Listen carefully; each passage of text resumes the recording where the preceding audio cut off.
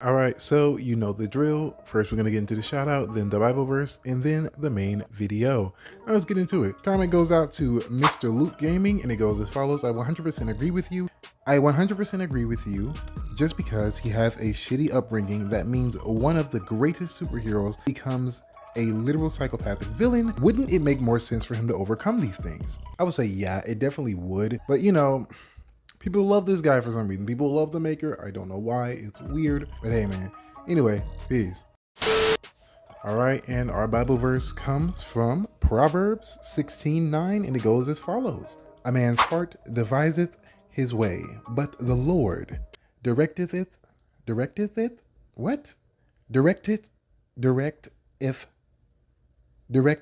his heart, bro. Directeth his steps. Again, that's Proverbs 16. Again, that's Proverbs 16. Again, that's Proverbs 16:9. Let's get into the main video. God, the amount of takes I had to do for that one, bro. I don't know. Anyway, let's talk about it. So we have the return of. And I'm not gonna lie, you know, the animation is still god awful. Like, I'm never gonna let this slide. Like, it doesn't make any sense. These big corporations have so much deep pockets. The financial stability that Amazon has is literally hysterical. So I just find it funny how every single time I see a clip or a scene from Invincible, the animation takes a nosedive. Like, what's going on, bro? I have seen all 3 episodes, and every episode is animated half-ass. And that's a fact. Like, even, especially, you can see it very obviously whenever you look at like the flying scenes in like any superhero scene at all in these episodes. Like, it's like they're just being dragged. It's like literally there's just a stencil or like a PNG and they're just like moving it from the screen. It's so goddamn lazy. All right, aside from the animation, yeah, bro, these episodes are awesome, man. Like, I'm not gonna hold you, I'm here. And the thing is, right, I've read the entirety of the Invincible run. I already know everything that's gonna happen. Will I be spoiling? No, because I actually have some common decency. I will say, I just can't wait for more episodes. Like, we get a lot of development when it comes to Nolan and his developing and his budding relationship with Alan the Alien. And that is going to be interesting to see unfold, especially with the things that I know that will be coming into play in the later episodes and or seasons, depending on how long they're gonna stretch this arc. And honestly, I'm not gonna lie, Mark's fitness journey is definitely making me feel very inadequate. I'm not gonna hold you. This man is bench pressing. This man is going crazy. You get to see a lot of that in the episode. I love watching heroes train, like just working out, training in general. It's the same with anime characters, bro. Workout motivation. Yes. And aside from that, yeah, no. I think more than anything else, we get to see like why he is doing what he's doing. Because if you remember in the last season, and this would be the living shit out of this man. Like, he got his destroyed. Pause. No pause. Resume. Fast forward. So yeah, I can honestly understand why he had to increase his strength to such a degree, because holy 338% of strength? Gang. Is it really that deep? Yes, it is that deep for those who want to know. It is literally that deep because we're getting into the Viltrumite War. So you know about to get real. So he's gonna need that extra boost in strength. Have we seen him like test it recently? Honestly, no. Surprisingly, he still gets his ass beat a decent amount. Like, it is crazy because like Cecil went through all this trouble like buffing Mark and literally training him to be the strongest he's ever been to this point. And like, he can still get beaten by Reaniman? Like, bro, what is he putting in those Reaniman? Like, vibranium? Like, cause this is crazy. I ain't gonna lie. Even if you want to argue, oh, they have like power in numbers, who gives a rat's ass? Multi-Paul wasn't over here scratching Invincible, not at all. I don't want to hear power in numbers. I really don't. I don't care. And then there was more Multi-Pauls than it was of the Reaniman. I'm just kind of confused. It's like, and then he already knows that they're not real people. They're literally just dead corpses. So it's like, bro, it's just reanimated Jutsu. If you don't go to town, I don't know, man. And cause basically later on he does go to town on the Reaniman when he had his little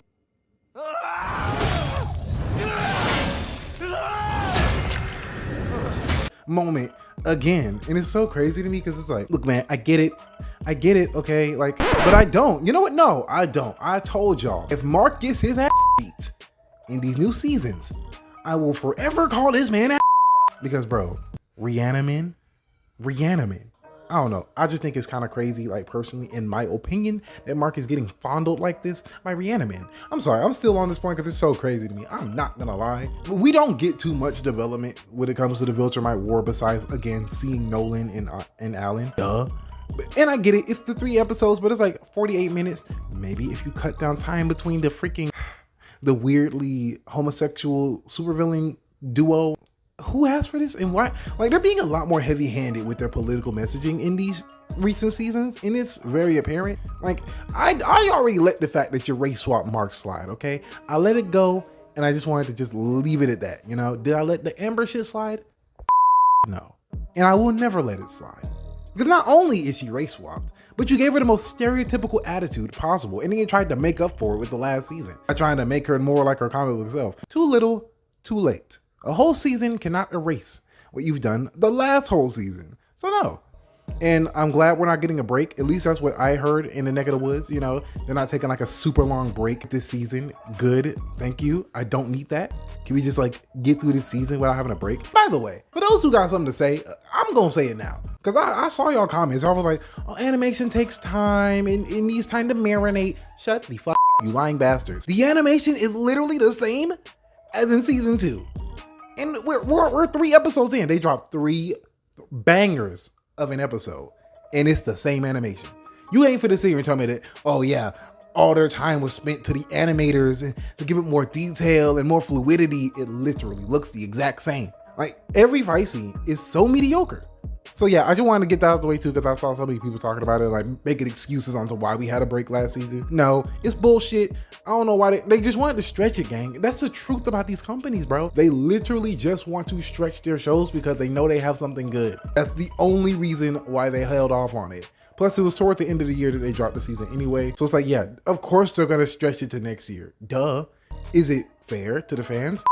No. Now, should they just service the fans and give us what we want? Yes. Will they be doing that? No, because it's Amazon. Like, what did you expect? It's a fucking $1 billion corporation. No, they are not going to give a rat's ass about what we want most of the time. They're just not going to do that, personally. Oh yeah, by the way, Kate's back. For those who obviously knew, and for those who didn't, yeah, now you know, Kate's back because, you know, it's in the new episodes and even was teased last season that she survived. I already knew that, by the way. Again, read the Invincible comics. It's really good. I thoroughly enjoyed these 3 episodes. I think these are really, really going to change the stakes. I think this is going to be interesting. And I swear, spoilers, very light spoilers. No, I'm not going to say it. I'm not going to say it. I'm going to leave y'all to it. I'm not going to spoil. I'm sorry. I hang around my brother too much. He loves spoiling things. He loves being spoiled. I'm not that guy. I'm my own man. Please enjoy the Invincible season without being spoiled as far as what's going to happen down the line because of comics. Yeah, man, personally, yeah, no, this was great. Yeah, I had a good time. I hope you guys had a great time too. Yeah, not Mr. Negative today. You know, I'm not going to be shitting on anything right now besides what I already listed. Again, I'm critical, but I'm fair. If something is good and if something is packaged to me good, I'm not going to shit on it. I'm going to praise it. And anyway, that's the end of this video. I'm going to see you guys in the next one though. Peace. This motherfucker don't miss. No, he's fucking good. That motherfucker don't miss, man. Bro, oh my God, bro. Get a load of this guy. This man, says, and I quote, "You gotta admit that you don't actually like Dragon Ball, LOL. Canon and non-canon is all fictional anyways. Literally, none of it is real." Literally not even the point of why I mentioned it. That's not why I sent the thumbnail. It's literally just because the show has no consistency. Like, the entire franchise, everything is just happening just because, fan service. And people like you eat it up like a bunch of bitter bitches who have no critical thinking skills at all. I'm sorry I'm a little bit more aggressive in this comment, but no. Just know I'm sick of y'all over here coping for this shit. Peace. Me personally, I wouldn't take this level of disrespect. And at midnight, Paul and Silas prayed and sang praises unto God, and the prisoners heard them. Acts 16:25. Okay, so was Cecil right in what he did? I'm gonna be honest with you. With the way the next few episodes are gonna go, and with the information I have in the comics, I'm gonna be honest with you guys. Cecil didn't do a damn thing wrong in developing a technique to get rid of Viltrumite, he did nothing wrong. In him planning in preparation for a Viltrumite return, he did nothing wrong. Him getting assets, i.e. the Reanimin and Black Noir or whatever other discount Batman you want to call him, he did nothing wrong. I would even argue putting a literal bomb in Mark's head did nothing wrong. And I know y'all Mark sympathizers are gonna be all like, oh my god, but he's done nothing to show that. Yeah, neither did Nolan. For 20 years since he's been on Earth, he literally was Superman. He did everything right. He did everything perfect. He didn't even delete the villains. He just beat them up, sent them to Cecil, right? And then one day he decided, oh, right, my mission, and destroyed Chicago, leveled a city with his son's body. So personally, bro, like for those who want to get emotional, cry me a damn river. I think personally, Cecil should have, man, he ain't do nothing wrong, bro. And then in hindsight, right, because Angstrom Levy, are we serious? Did we just forget? You know, I'm gonna get into spoilers, right? The Invincible War is coming, right? It's coming. And what that means is just what I said. An army of Invincibles from different universes, all who turned evil, which by the way, most universes, Mark turns evil, by the way. Imagine if Cecil knew that, right? So with all of that being said, and what is to come, right? Do you really look me in the eye and tell me that Cecil didn't do shit wrong?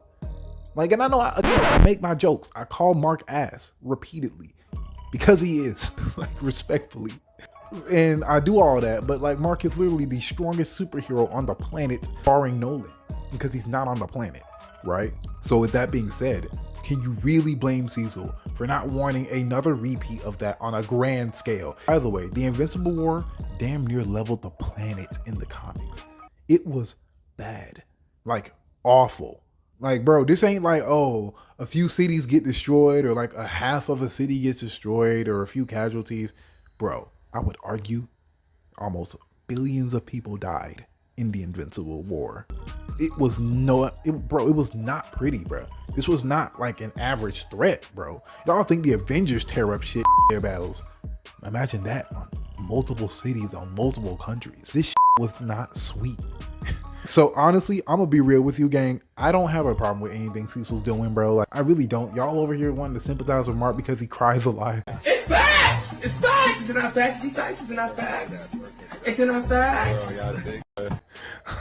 Or because he's the main character or pseudo main character, you know, obviously Nolan's like the deuteragonist. But it's like, y'all gotta look at this realistically, bro. If Superman landed on the planet right now, y'all would be pissing yourselves.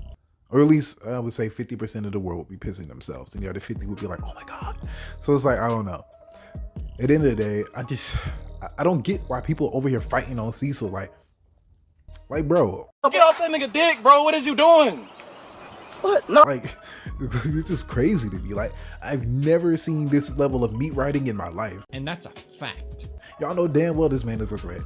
Like, we've seen the show, and for us nerds who actually read the comics, right, and who don't just watch the show, you know damn well what Mark can do. Like, we've seen what he has done. Like, it's crazy to me. He even gets more powerful than Alan. Why do we play these games, all right? Like, why do we pretend as if Mark is just like so good and could never do wrong when we know damn well at the end of the day, there is always a big fat what if. You feel what I'm saying? So it's like, for me personally, let's not do that. Let's not hold Mark to this holier than thou standard, because even Batman has contingency plans for Superman. Always keep that kryptonite belt on hand and on standby in case mind control or anything else. And y'all don't even think about mind control, by the way. What if one day Mark just gets mind controlled? Yeah, everyone's gone. Guardians, gone. Paris, gone. Everything, all of it, gone. Nothing will be left. So again, I don't know why y'all are on Cecil's schmeat like he don't did something terrible when he did not. He is doing what he can to protect the planet. Yeah, get over yourselves. Like, honestly, I don't get why y'all ain't thinking like Cecil right now. Don't get me wrong, there was a few people who were, but I'm like, bro, the amount of meat munching folks have been doing from Miles.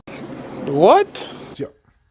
Folks been doing for Mark is crazy. Like, y'all have been doing spinneret tricks on it, the likes of which I have never seen. Ballerina dancers need to take lessons from y'all the way y'all been spinning around, because it was crazy. Like, y'all Invincible fans, bro. Like, I might not want smoke anymore because y'all are crazy. But I don't know, man. I feel like at the end of the day, Cecil has his reasons, and his reasons are 100% valid. And I know some gonna say, oh, he's just salty because Nolan betrayed him, so he's getting back at his son. he does not care.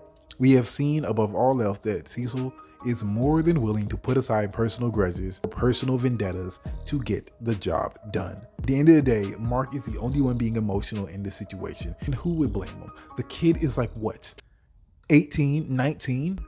So I get why he being emotional, but Cecil, bro, he has the coolest of cool heads here. Like, literally, I can never get mad at him. And maybe it's just my male logic brain kicking in, you know, and maybe the Invincible fan girls are just pissing their pants because their golden boy, who they love to watch in edits, are just like, you know, in pain, you know, cool, whatever. But I'm like, gang, if we are being realistic, Mark need to be put on a leash anyway. But that's just my take on the situation. I mean to make a separate video on this because it has been a hot topic for people to discuss when it comes to Invincible. Like, can you imagine if they did this to Nolan? Man, half of the problems wouldn't be going on right now. Nolan will be in custody, locked up, because obviously Cecil isn't gonna get rid of an asset like that. But like, we would have so many better situations. But like, you know, the Guardians wouldn't be, you know, gone, and we wouldn't have this sorry ass, weak ass excuse for the Guardians in this bootleg ass Justice League, this bootleg ass Avengers. These dudes are ass, gang. I have seen the Guardians of the Globe get their asses kicked more than I've seen them win fights. Y'all think I'm lying? Watch any fight they are in. They struggle to take down the simplest of threats. Discount Serpent Society be damned. Like, bro, they almost get nuked after every single assignment that Cecil puts them on. Bro, these people are struggling with the Mauler twins. Do I even need to say more? Look at me. The Mauler twins. The Mauler twins. Wash all of them. And I know what y'all gonna say. Oh, but they had a special gun. They had a special gun. Okay, if that's what we doing, do what you want. Say what you want. Do whatever you need to do to help you sleep at night. But I'm not buying it. I'm just not. It's bullshit. But hey, man, cope. Do what you do. Anyway, I'm gonna see you guys in the next video. Peace. This motherfucker don't miss. No, he's fucking good. That motherfucker don't miss, man. He's good. In the heat of battle, he don't miss. No. In the heat of controversy, he don't miss. No. So, yeah, we're here talking about again. I might make this a series if y'all really do rock with this level of content. But before we begin, you already know the drill. We gotta get into the Bible verse, and then obviously the shout out, and then the main video. Whatever order it usually goes into. You know what I mean. Alright, so this comment comes out to, yeah, I'm just gonna call you Pin. Is that okay? I'm gonna call you Pins. Alright, let's get into it. Literally, Super Saiyan 3 Goku is the same thing, maybe worse, because things before make Goku have Super Saiyan 3 contradictory, because it probably was a last second thing. Okay, I'm just gonna stop it right there. The comparison to Super Saiyan 3 is null and void. Just because another one does something stupid, it doesn't make the one present less stupid. Like, honestly, it really doesn't. And you saying that it's worse, it's like, at least in Super Saiyan 3's case, he got the form on his own merits. I don't understand why y'all don't get that. That's why I don't like the way he gets the new form.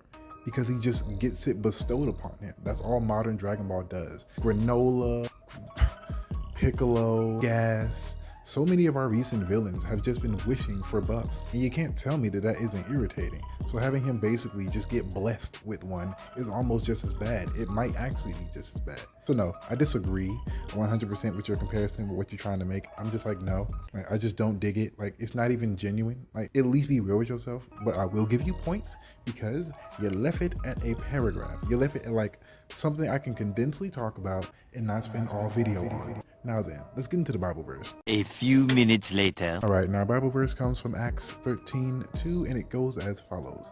As they ministered to the Lord and fasted, the Holy Ghost said, separate me, Barnabas, and Saul, for the work whereunto I have called them.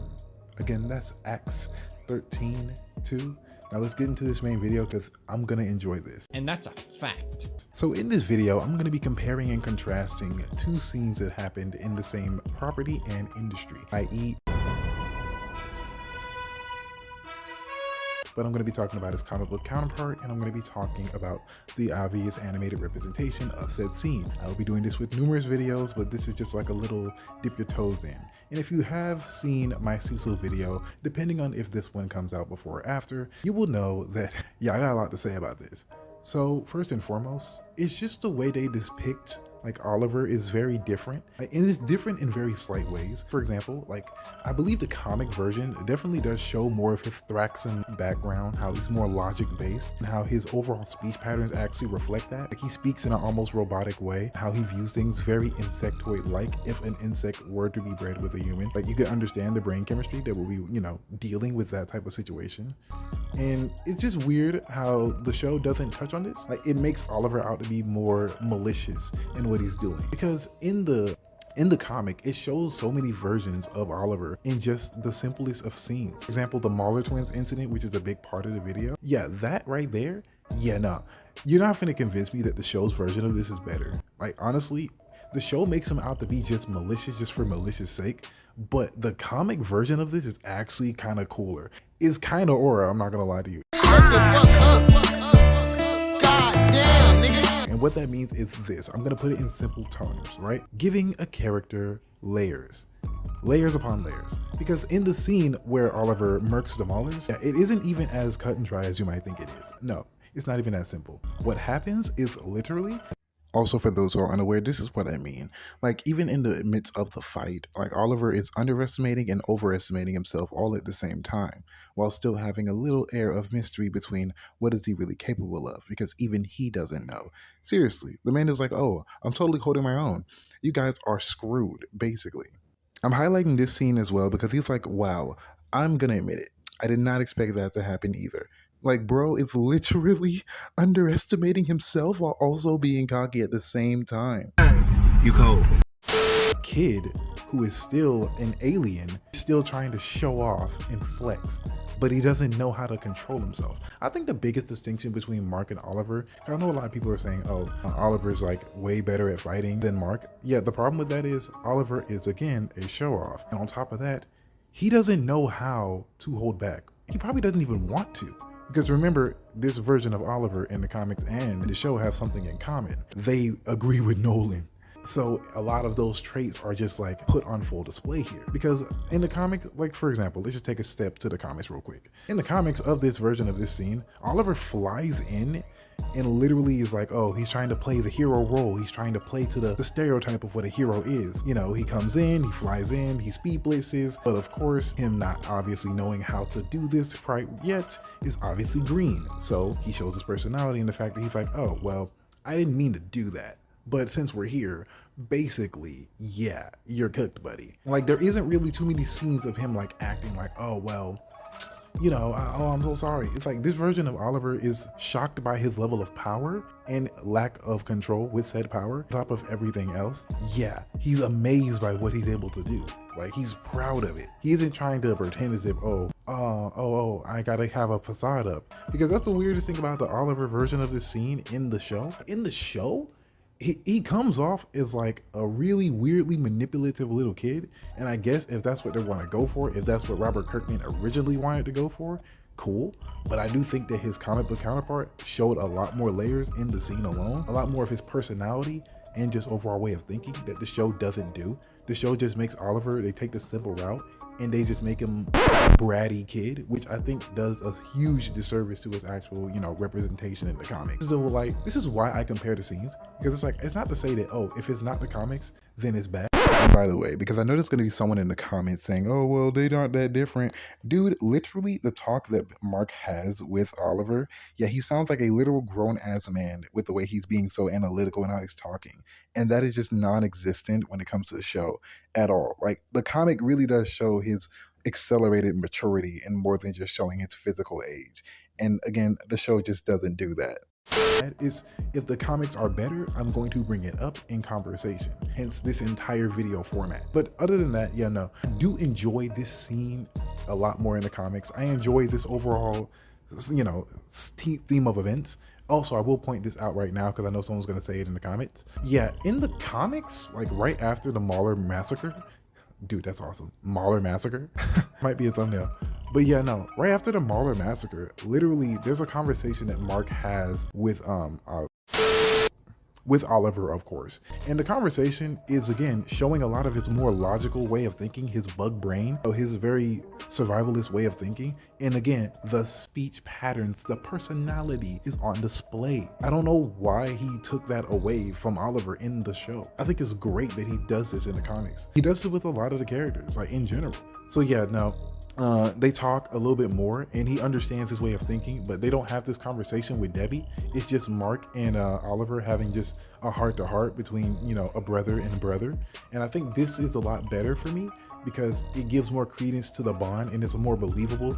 They're directly related. And again, it fits into the theme of this version of Oliver, being more logic-based and seeing more of a reason to open up with Mark than he would, his adopted mother, which again, I kind of personally like. I know some people can have a problem with it, but I think this makes the most sense for the type of character that Oliver is. And I think that taking this away from Oliver in the show is a huge problem, or at least not a huge problem, but it is a problem that is very apparent. Like the shows are very different in certain ways, but in the comics, they have certain similarities. It's like the show takes scenes from the comics and gives a lot more context to them in the lore. It just completely changes everything. For the sake of it, Amber looking at you and certain members of the Guardians of the Globe, and just in the comic as it stands, looking at you, discount Spider-Man. But yeah, that's just my take on the situation. Let me know what you thought about this type of video. I could do more like this and I might just do it anyway because I kind of have fun with this. I have fun getting research and a lot of the materials for this. So yeah, if you want more stuff like this, you know where to go. I think you know. Anyway, like it, comment, share, subscribe, do all the good stuff, and I will see you guys in the next video. Peace. This motherfucker don't miss. No, he's fucking good. That motherfucker don't miss, man.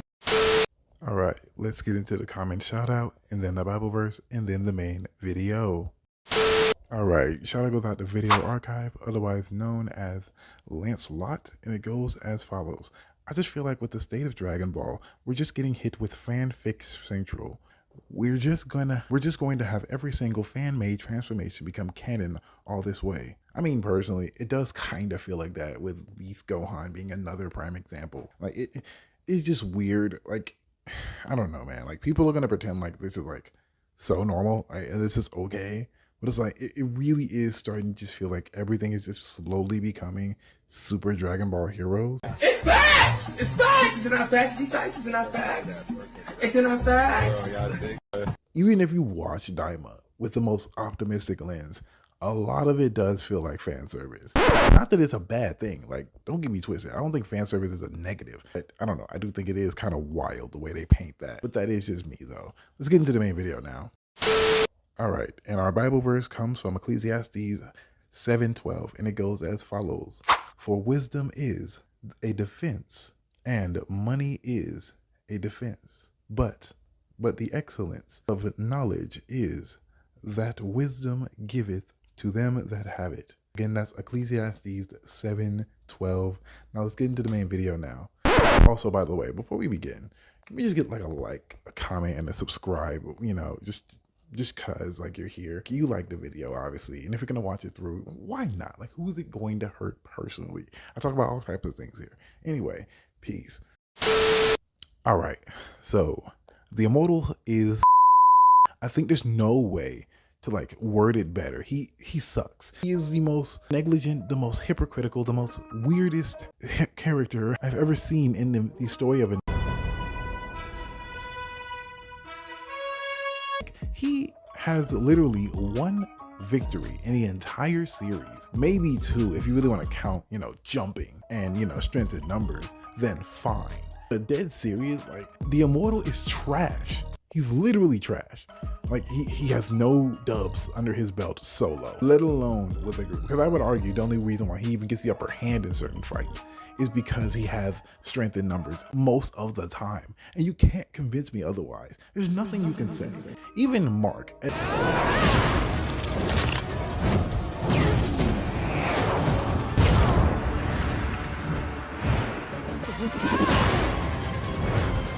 I wasn't asking.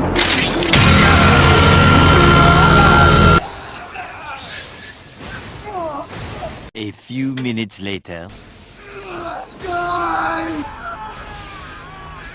As green and unseasoned and as dry as he is as a superhero, he cannot deny the fact that he even bitches Immortal. I'm stronger and faster than you, and you know it. Don't fail. I've been hit harder before. Like, way harder. Emotional damage. Like, are you serious? You would think he would worship Immortal, considering how he feels about the Guardians in the first season. It's just so weird how he would talk such a talk in front of Mark. And I'm just thinking in the back of my head, if Mark wanted to, he could have just said off and just beat you into submission at any point in time. Like, bro, the Immortal is so bro. There is no victory he gets. Like, he gets murked by the Mauler twins. The Mauler twins. Let me paint the picture. Oliver, a child, literally 1v2'd the Maulers flawlessly. Did so effortlessly, so casual he had time to say calm and collected while giving us a moral lesson about being a bad guy. Like, personally, I just don't get it. And don't even get me started whenever Mark starts to puff his chest out. Don't fail. Cover me. He just bitches out. Like, there's just nothing he can do about it. And I remember when they were fighting like the Sequid invasion in the comics and even the show. He's all like, bro, cut it out, bro. I'm stronger and faster than you. Let's just stop. We all know it. Like, just sit down somewhere and just relax and do what I say. And like a good boy, he did exactly what he was told. Like, what? Even when like he was going up against Alan, another Omni-Man level powerhouse, even at that point when he was weaker, this dude is so this man's over here like, bro, I didn't want to hurt you. It's like, bro, pack it up. Bro, dead serious, pack it up. Why are you even still here at this? Go out somewhere. Like, you're weak. Your ass is already, you're trash. So yeah, no, like, no, the Immortal is trash, bro. Like, I can't. And don't even get me started in the recent season, bro. He's so ass. He literally said, oh, this was the only way to get your attention, Mark. Doing? Are you hurting people? You left me no choice.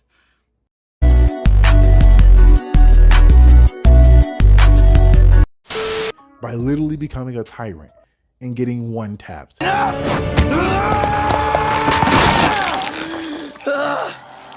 By a weaker version of the Mark that he knows. Like, bro,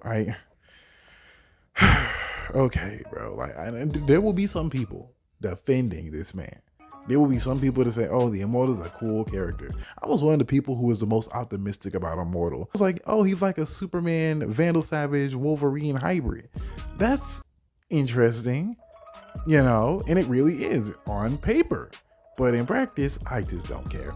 Seeing glimpses of his past life, seeing that he was this like immortal being, I'm like, how did he last this long? Because I'm assuming there was like monstrous threats or whatever, even back then, unless it was just like random turns of the millennia, like we just had a boom in superhuman activity, magic and or science and or spacefaring, if you ever have you. Like, I don't know, man. It's just weird to me, like personally, that like this man even survives any encounter he has, because he's that negligent, he's that ass, he's that disgraceful as a superhero. Like, bro, you suck. Even in multiple timelines, you get your ass fondled by Nolan again.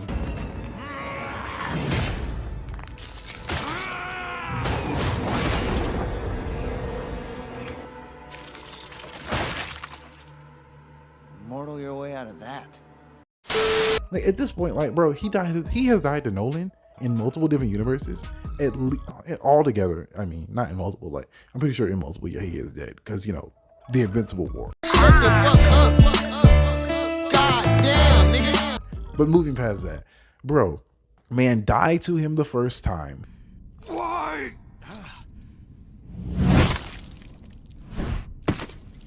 Me personally, I wouldn't take this level of disrespect.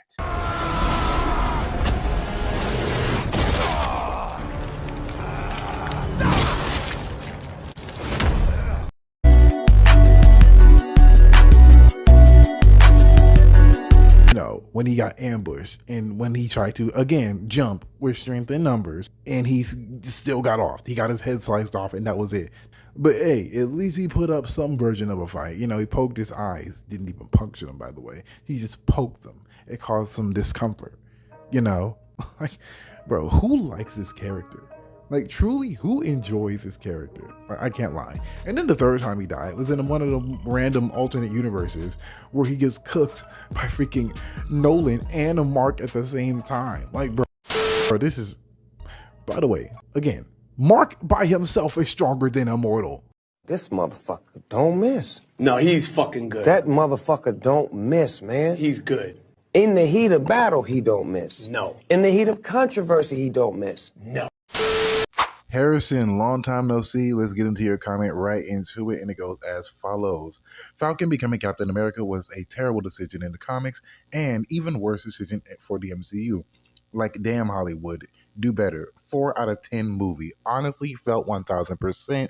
Now let's get into the Bible verse. He that committeth sin is of the devil, for the devil sinneth from the beginning. For this purpose the Son of God was manifested, that he might destroy the worlds of the devil. Again, that is John 3:8. Now then, let's get into the main video.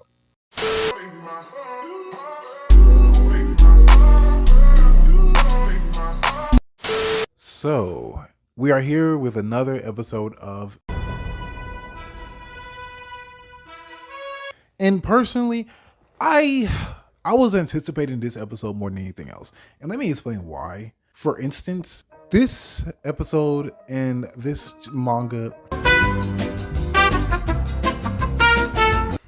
really? This is how you know I make too many Dragon Ball anime videos. I'm so used to saying manga.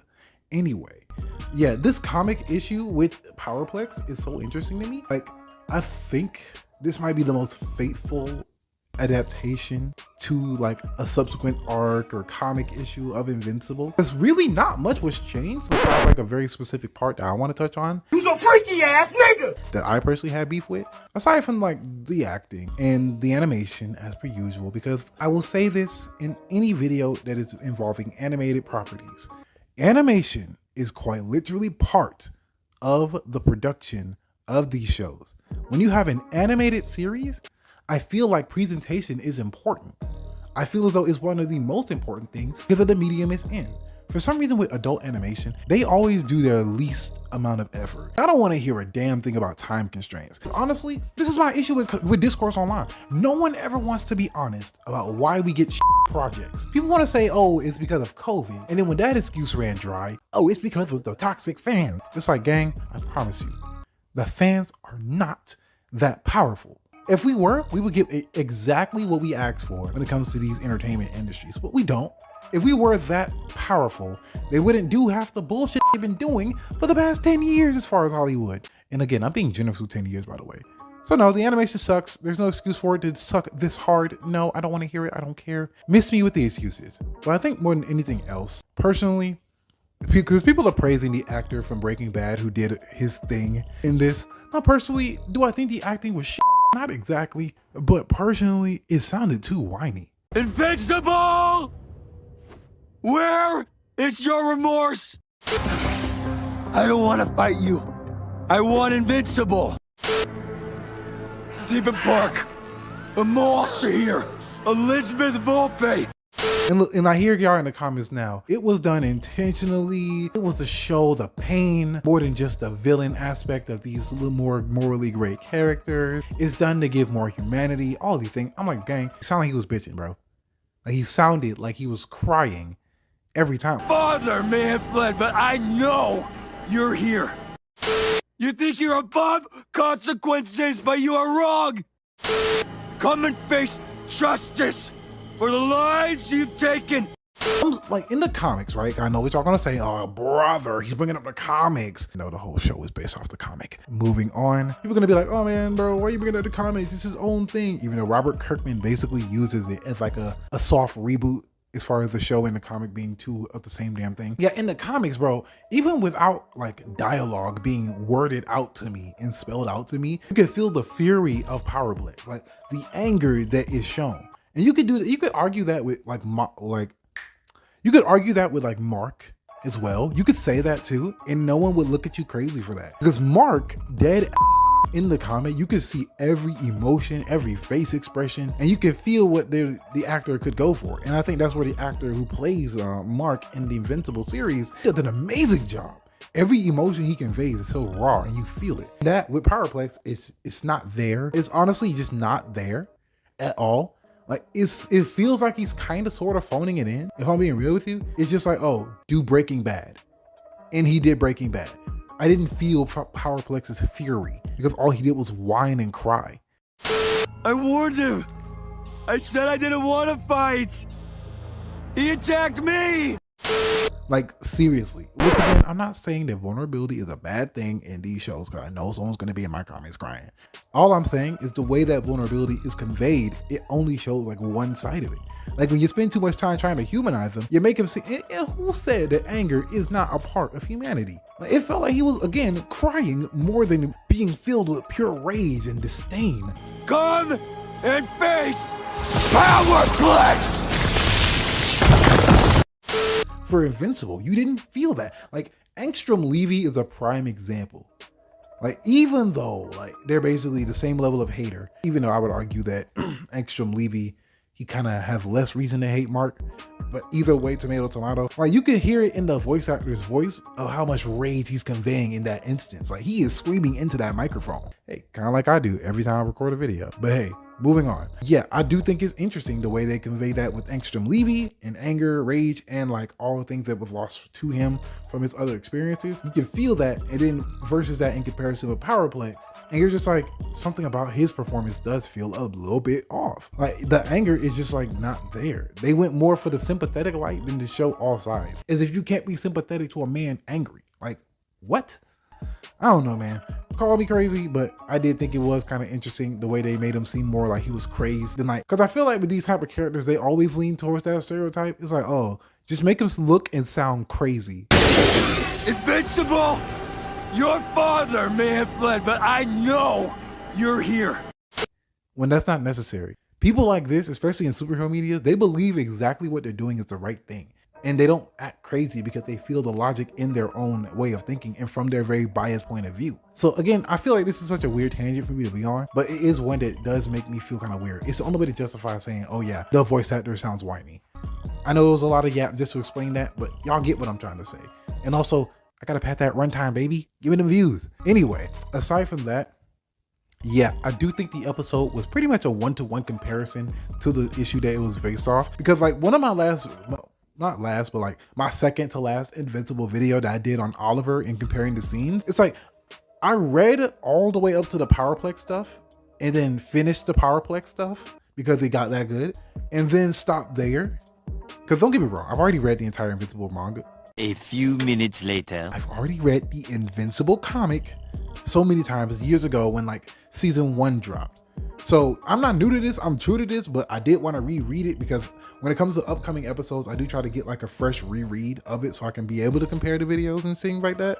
But aside from that, yeah, it was a very interesting thing that I didn't think I would have an issue with. And it was when Powerplex was locked up.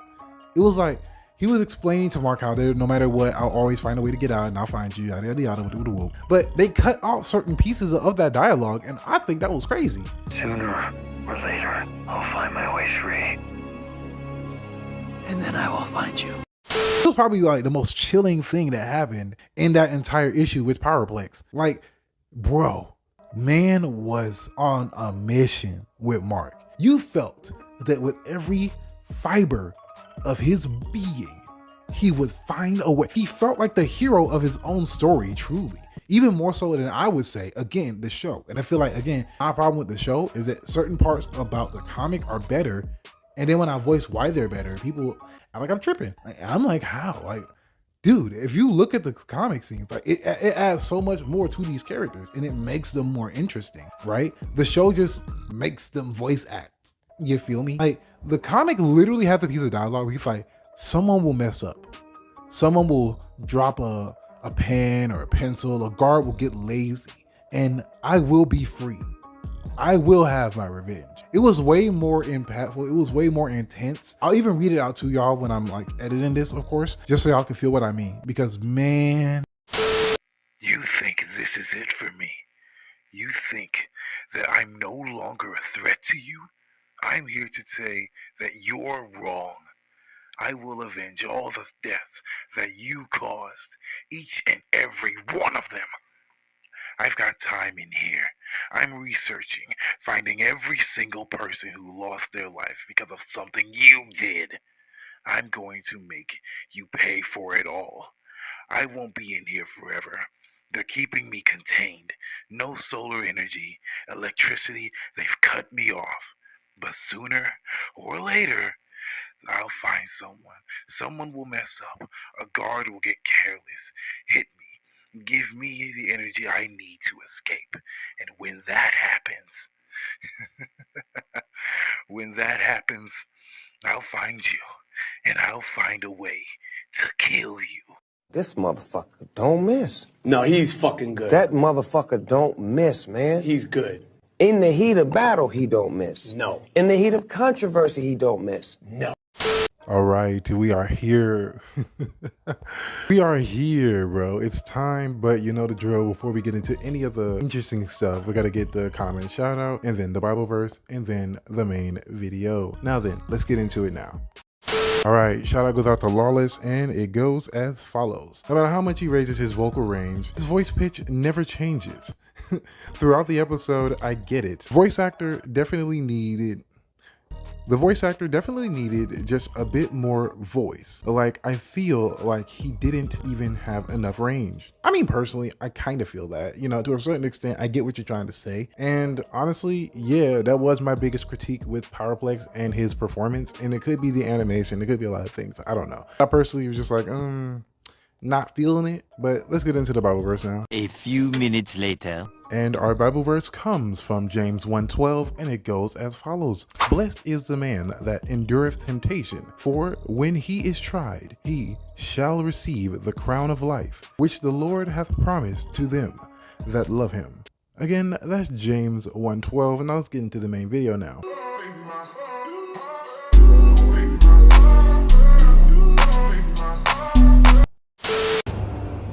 I know you're in one of these. Let's see if we hit the jackpot.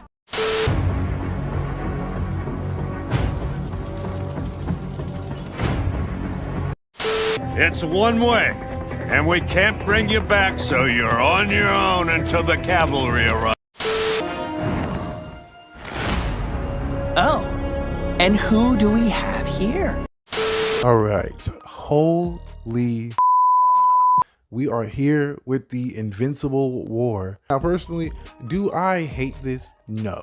Do I love this? Yes. And let me explain why. Because though I have been very critical of the animation almost every single video I do on Invincible, I typically try to look at it with a very optimistic lens typically. And that's mainly for a couple reasons. For one, the story is so good that honestly the animation issue that I bring up constantly, I can put it aside for at least the sake of the plot, honestly. And that's genuinely what I'm gonna do with this video. Personally, I enjoyed seeing the comic nods. I enjoyed seeing the werewolf. I enjoyed not seeing Spawn. Not really. I mean, hey man, what are you gonna do? Image Comics gonna Image Comics. I still don't understand the exact legal implications of using an Image Comics character, considering the fact that Invincible is an Image Comics character, but you know, rights for rights, beat for beat, you know, they're gonna do their own thing. But yeah, personally, I just think that on the surface of it, yeah, I enjoyed seeing the full display of the Invincible War, because realistically, the Invincible War wasn't that deep in the comics. It was very, very short. Like, I'm not gonna lie to you. And I like that this one actually built upon the previous season, and like we're getting teases and teased into the next arc, which is this one. So I enjoyed the way season 2 set it up and how season 3 actually just executed what was already there. We know a lot of these marks a bit more, and we get a lot of more dialogue with them, and I enjoyed that personally, in my opinion. I hate coming back to this place. Not all of us killed Mom. I liked it here. Reminds me of playing catch with Dad. Your stupid plan got most of us killed. We didn't all make the same deal, man. I came here to find Mom and bring her back with me. I miss William. Oh, nigga, you gay! Now then, I think for me, if I had to voice a single issue, personally, again, animation. Like, you would expect that the fight scenes will have a bit more oomph to it, and I guess the Angstrom Levy fight kind of sort of did in a way. Like, it wasn't the worst animated fight in a minute, like, I won't hold you. Like, was it the most dynamic? I would say no, but again, I just think that that's just the art style. The art style just doesn't make things look impactful for some reason. They do a lot of like blurring effects and speed lines whenever they do showcase the strength and speed of certain characters like Invincible, but yeah, it did feel kind of like not as cool as like even the Anissa fight, for example. Something about it didn't feel as weighty.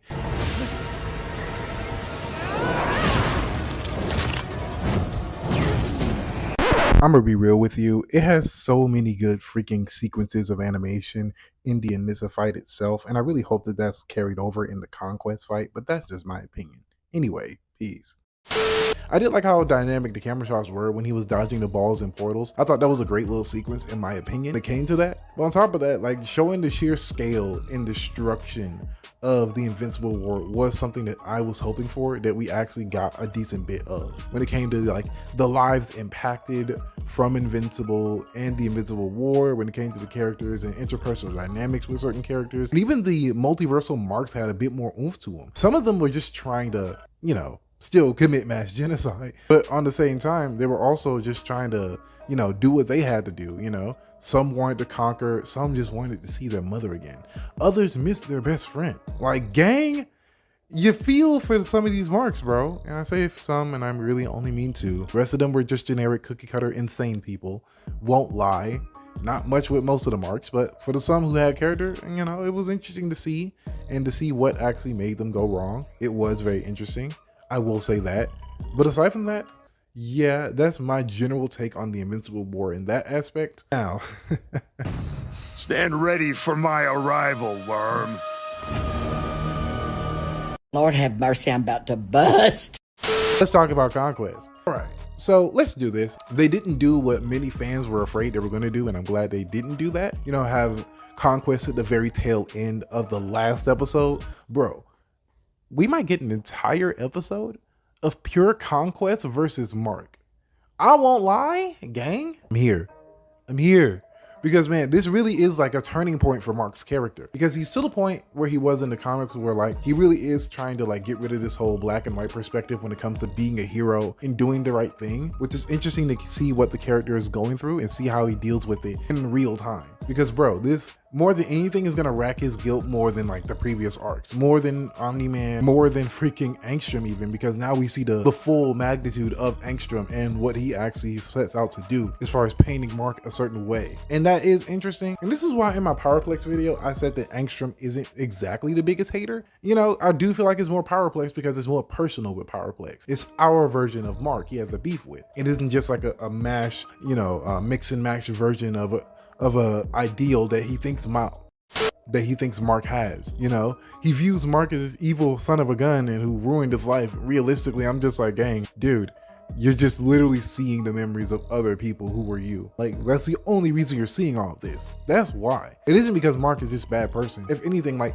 I just find Angstrom's whole plight annoying, because it's like, gang, you beefing with this dude who has done nothing wrong, and his whole goal is, oh, now they're gonna see you how I see you. And I'm like, nigga, you assaulted his family, you literally threatened to delete his freaking baby brother at the time. It's like, every beef you have with Mark is warranted for Mark to have with you. You have done nothing but terrorize this man for no reason. That's why the Angstrom shit don't hit for me. Like, I don't care for Angstrom because his beef is genuinely unnecessary. He didn't do anything. He doesn't deserve this. Like, even when Eve said it at the end of the last season, he genuinely does not deserve this at all. Like, none of this is his fault. And it's interesting to see Mark grapple with the fact that everyone blames him for something he genuinely had no part in. The only part he had in it was existing. Dude is casually trying to save people and everyone hates him. You have his father beating the tar out of him. Then you have freaking Angstrom, you know, trying to beat the tar out of him and failing horribly because it's Mark. Though I make my jokes, he's still powerful as shit. So yeah, it's interesting. And then you have Powerplex hitting him from all sides. Again, more valid in my opinion. But even then, it's still like, dude, what the fuck? You work for the GDA. You see that it wasn't his fault. But whatever, man, tomato. But yeah, the culmination of it with Conquest being Mark's emotional outlet, so to speak, is going to be very cathartic for, I think, a lot of people. Like, honestly, it's going to be interesting the way they convey it. I already know they're going to do their thing as far as like portraying the mental anguish side of things. Maybe the production value may actually take a incline, hopefully. Please, Lord, give me strength. Just let the animation look good, at least decent, please. But yeah, that's my thoughts on the Invincible War. It was awesome. I waited for this literally since the show dropped. I was like, bro, finally we're here, and I was excited to see it.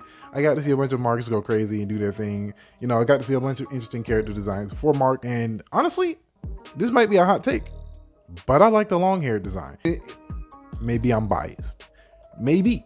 Don't care. I think that shit look drip. I ain't gonna hold you. But yeah, that's just my take on the Invincible War. And yeah, I can't wait for the final episode. See you guys there. Peace.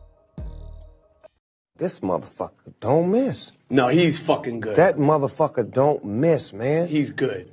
In the heat of battle, he don't miss. No. In the heat of controversy, he don't miss. No.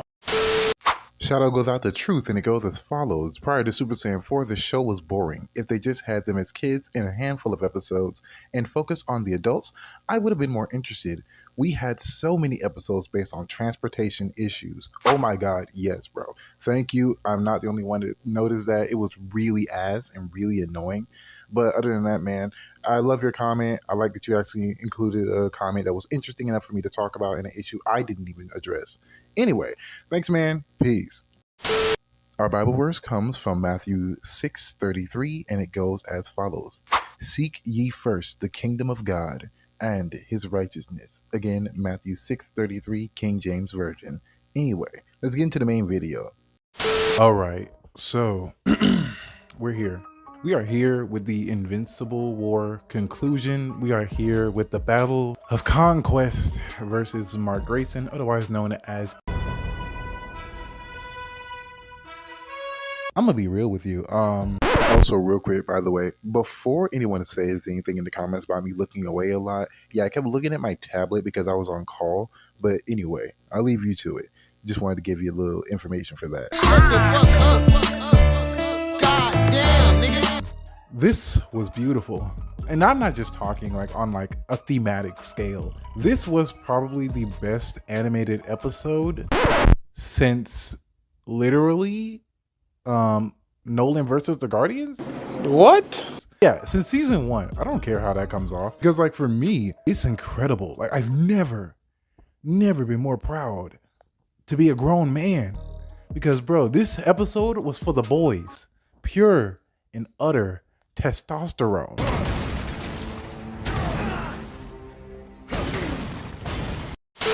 You don't have a choice.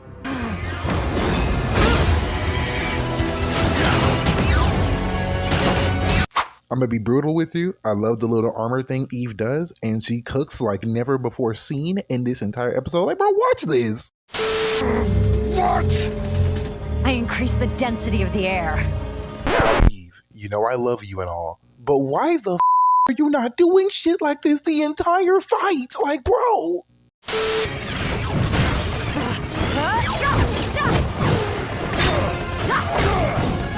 So I'm not going to say too much about Eve because that's a separate video in itself. But oh my God, this is how you write a female character. You make her strong, confident, powerful. You give her a very strong personality. And on top of that, you don't have her overshadow the main character. What do I mean by that? Well, for one, people were shitting on the Conquest voice actor, bro. And I'm like, why? He sounds amazing. Like, who gives a damn if he doesn't sound as old as you want him to sound? I don't, what are y'all hoping for? Like, when I am done with you, I am going to kill everyone else. And you are. I prefer to know who I'm dismembering. But thanks for coming back. I'm gonna split you in half and eat your heart. this is the first time you've ever heard the man speak. Like, people are saying it don't fit him. I'm like, how would you know? You can't hear his voice on panel. You feel me? Like, y'all act like there's been like 50 different adaptations of Conquest. Like, that's just not the case. But moving past that little critique I wanted to break down, This was amazing. The dialogue, the way it was damn near ripped straight from the panel, conversations, even the way Conquest was speaking to Mark, like it was crazy. He was really toying with him most of the fight, letting him get licks in just to enjoy the battle more. Like,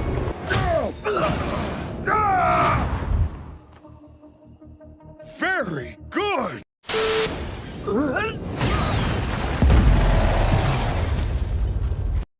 he wasn't even serious. And bro, this episode was brutal as like, holy shit. This was insane. I've never, like, I've seen brutal shit in this show. I've seen brutal shit in the comics, but this was insane. Like, bro.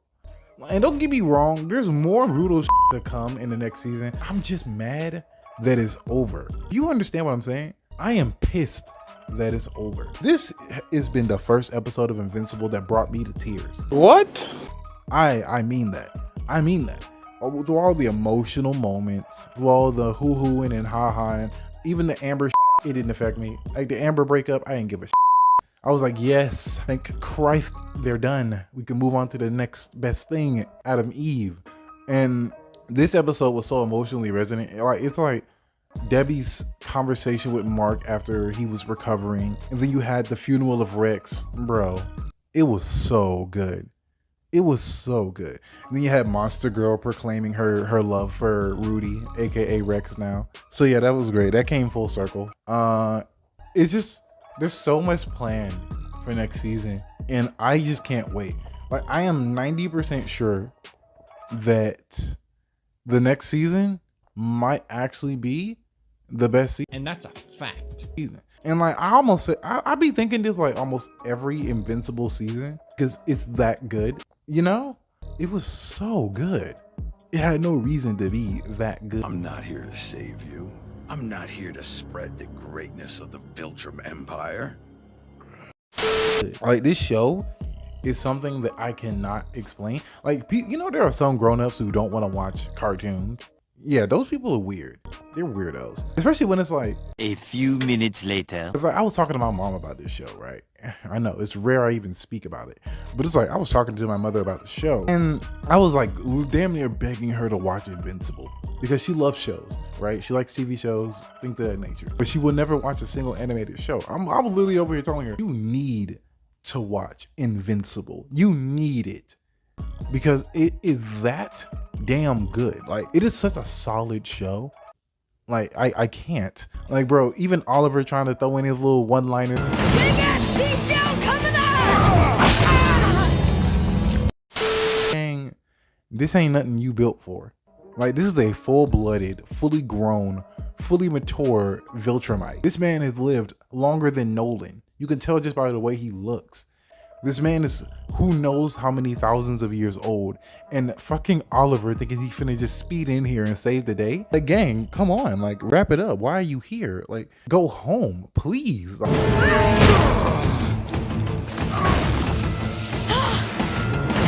Bro, I'm sorry, but who does this kid think he is? No one's gonna take a flick of you. Calm down, Oliver, bro. It's insane. This is the one time I agree with Debbie when I'm like, bro, keep your little ass at home. And that's a fact. Like, I know you ain't got a belt that can hurt this man, Debbie, but come the on. Like, keep him away, bro. Like, it's just not going. It's just not. Like, I've never seen Oliver more idiotic than he is right now. Oliver, get out of here. We can beat this guy! What? And I get it, it's his brother. He's trying to save his brother. I ain't finna hold you. That's a very valid reason to jump into the fray. I won't hold you. But this man is not a man. This is a monster, an animal. An animal. This man has no sense of reason. You cannot reason with this man. He's an animal. This man literally said, When I am done with you, I am going to kill everyone else. who is you? Who is this man? Why is he here? Like, bro, what the is going on? Like, honestly, I don't think even Nolan gave him this much of an ass beating. A few minutes later. Like, gang, this man beat the shit out of this man. Like, Don't get me wrong, the backdrop too was awesome. Battling amongst a ruined Earth is always badass. Like, bro, like it was a peak in the animation, bro. Did you see that scene with the hair?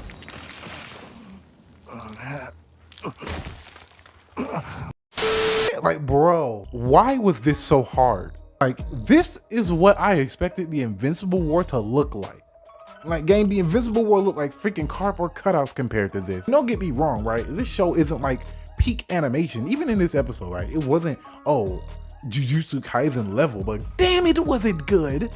Like, it's the little things that made me know that the animation was up. Like, bro, it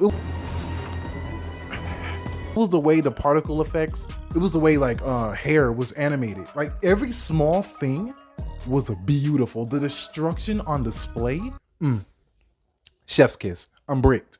What? You are a worthless bitch ass nigga. I was bricked, bro. I was bricked. I was bricked up. I'm sorry. Oh nigga, you gay. It was so good. I'm sorry. I need more. Like, I feel like Conquest, bro. I need more, because it was that good, bro. Honestly, when he broke his little gauntlet, I was like, bro, yeah, I ain't gonna lie, this show is fucking amazing. This show is peak. I love the brutality of the way they fight in this show. I love that they don't pull any punches with the brutality. You can feel the weight of every hit, even in the worst animated scenes. This show does such a phenomenal job. And you know what's crazy? Since we're here at the finale, I'm gonna talk my shit. It's like so many superhero shows nowadays try to be so like fucking angsty. It's like they have no hope in the tights whatsoever. You see that with The Boys, modern interpretations of Superman. It's so obvious that the directors and the people who make those type of shows, they don't give a fuck about a better tomorrow, fighting for what's right. Even in a show so fucking violent and brutal like Invincible, you still feel that the good guys are good. You still feel that they're doing the right thing for the right reasons. And more importantly, there's hope in this show. And that's a fact. Even in the darkest of places, even in the darkest of hours. I think that's why I like the Invincible War so much. It's like most Invincibles are evil, but even in the darkest of hours, Invincible Mark Grayson, our Mark Grayson, always finds a way to still rise above the rest. A few minutes later. And I don't want to get into spoilers, and I'm not going to. I just wanted to say that because, like, I'm tired of these superhero shows acting so goddamn cynical. Not an ounce of hope in their heart. This motherfucker don't miss. No, he's fucking good. That motherfucker don't miss, man. He's good. In the heat of battle, he don't miss. No. In the heat of controversy, he don't miss. No.